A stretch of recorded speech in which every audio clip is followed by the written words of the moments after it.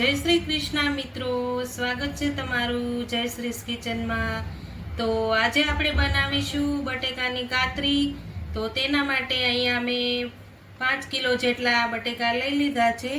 તો બટેકાની પસંદગી આપણે આ રીતના બટેકાની પસંદગી કરવાની છે। એકદમ સરસ કડક અને વ્હાઈટ બટેકું હોય તેવું જ આપણે પસંદ કરવાનું છે। તો આ રીતનું મોટી સાઈઝનું લેવાનું છે, તો આપણી કાતરી એકદમ સરસ મોટી પડશે। તો હવે આપણે બટેકાની છાલ ઉતારી લઈશું। તો અહીંયા આપણે બટેકાની છાલ ઉતારી લઈશું। પહેલા આ રીતે આપણે બધા જ બટેકાની છાલ ઉતારી લેવાની છે। તમને જો મારા વિડીયો પસંદ આવતા હોય તો મારા વિડીયોને લાઈક કરજો, વધુમાં વધુ શેર કરજો, અને હજુ સુધી સબસ્ક્રાઈબ ન કરી હોય તો પ્લીઝ સબસ્ક્રાઈબ કરી દેજો। તો આ રીતે આપણે બધા જ બટેકાની છાલ ઉતારી લઈશું પહેલા। તો અહીંયા આપણે બધા જ બટેકાની છાલ ઉતારી લીધી છે। છાલ ઉતારી અને બટેકાને આપણે પાણીમાં રાખવાના છે, જેથી બટેકા આપણા કાળા ન પડે। તો હવે આપણે બટેકાની છીણ પાડી લઈશું। તો અહીંયા મેં કતરણ પાડવા માટે આ રીતનું ખમણ કરવાનું લીધું છે। તો તમારે આ જાડા કાણાવાળી આવે ખમણી તેનો જ ઉપયોગ કરવાનો છે, તો આપણે આ એકદમ સરસ ખમણ પડશે। તો અહીંયા આપણે બટેકું લઈ લીધું છે। તો આ રીતનું બટેકું ઊભું રાખવાનું છે, તો આપણી કાતરી એકદમ સરસ લાંબી પડશે। આ રીતે આપણે બટેકાને ફેરવતું જવાનું છે। તો આ રીતની આપણી કાતરી એકદમ સરસ જો લાંબી પડશે। તો આ રીતે આપણે બધા જ બટેકાની કાતરી પાડી લઈશું। તો આ રીતનું આપણે કાતરી પાડી લીધી છે। આને હવે આપણે પાણીમાં નાખી દઈશું, જેથી આપણી કાતરી કાળી ન પડે। તો આ રીતે મેં મોટા વાસણમાં પાણી ભરી લીધું છે। હવે આપણે આ રીતે બધી જ કાતરીને પાણીમાં એડ કરી દઈશું। તો આ રીતે આપણે પ્રોસેસ કરીશું તો આપણે આખા વર્ષની બનાવીશું તો કાતરી તો એકદમ સરસ કાતરી બનશે અને એકદમ વ્હાઈટ રહેશે। તો આ રીતે આપણે બધી જ કાતરીને પાણીમાં રાખી દઈશું। તો અહીંયા આપણે બધી જ કાતરી પાડી લીધી છે। તો આ રીતે આપણે પાણીમાં ડૂબા રાખી હતી। હવે આપણે જ્યાં સુધી આ સ્ટારનો ભાગ ન નીકળે ત્યાં સુધી આપણે એને 4 થી 5 પાણીએ ધોઈ લેવાની છે। તો હવે આપણે તેને ધોઈ લઈશું। તો અહીંયા મેં 4 થી 5 પાણીએ સારીથી ધોઈ લીધી છે। તો જો એકદમ ક્લીન પાણી આવે ત્યાં સુધી મેં ધોઈ હતી, એટલે આ રીતે આપણે ધોઈ લેવાની છે, જેથી આપણું આખું વરસ સારી રહે। તો અહીંયા આપણે જે કાતરી પાડી હતી તેના માટે મેં અહીંયા ગરમ પાણી કરવા મૂકી દીધું હતું। તો આપણું એકદમ સરસ પાણી ગરમ થઈ ગયું છે। હવે તેમાં આપણે નિમક એડ કરશું।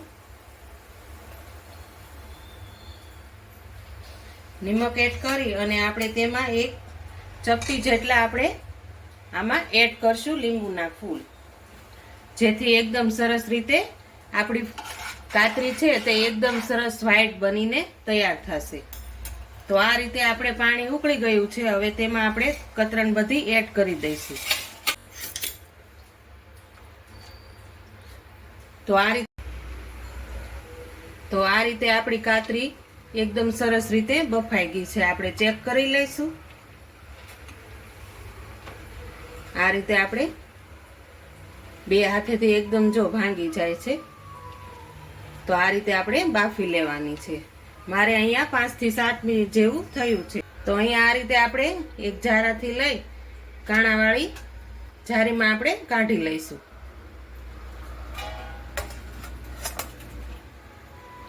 આ રીતે આપણે બધી જ કાતરીને કાઢી લેવાની છે। તો અહીંયા મેં એક સાડી પાથરી લીધી છે, આછી છે એકદમ। તો હવે તેમાં આપણે કતરણને સૂકવી દઈશું।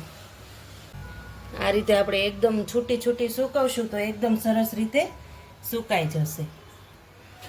કતરણને આપણે તડકામાં સૂકવવાની છે, 1 થી 1.5 દિવસમાં તો એકદમ સરસ રીતે સુકાઈ જશે। તો આ રીતે મેં બધી જ કતરણને સૂકવી દીધી છે। તો અહીંયા આપણી બટેકાની કાતરી એકદમ સરસ રીતે સુકાઈ ગઈ છે। જો તમે આ રીતે મેં 2 દિવસ ધાબા ઉપર સૂકવી હતી, એકદમ સરસ રીતે સુકાઈ ગઈ છે. જો હું તમને બતાવું, એકદમ સરસ રીતે કટકા પણ થઈ જાય છે. તો હવે તેને આપણે તેલમાં તળીને હું તમને બતાવીશ. તો અહીંયા મેં તેલ ગરમ કરવા મૂકી દીધું હતું. આપણું તેલ પણ એકદમ સરસ રીતે ગરમ થઈ ગયું છે. હવે આપણે તેને કાતરીને તળી લઈશું. તો આ રીતે હું તેલમાં નાખી, તેલ એકદમ સરસ ગરમ જ હોવું જોઈએ, તો જ આપણી કાતરી એકદમ સરસ તળાશે. તો તમે જોઈ શકો છો, જો એકદમ વ્હાઈટ આપણી કાતરી તળાઈ ગઈ છે.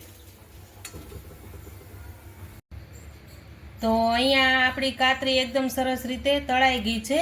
હવે તેની ઉપર હું લાલ મરચું પાવડર એડ કરીશ. તમે આમાં દળેલી ખાંડ કે તે પણ એડ કરી શકો છો, તો પણ ખૂબ જ સરસ લાગે છે. વ્રત કે ઉપવાસ હોય ત્યારે પણ તમે ફરાળમાં લઈ શકો છો. તો આ રીતે મેં કાતરી મારી બનીને પોચી રૂ જેવી તૈયાર થઈ છે. જો તો તમે પણ ઘરે જરૂરથી પ્રોસેસ કરજો.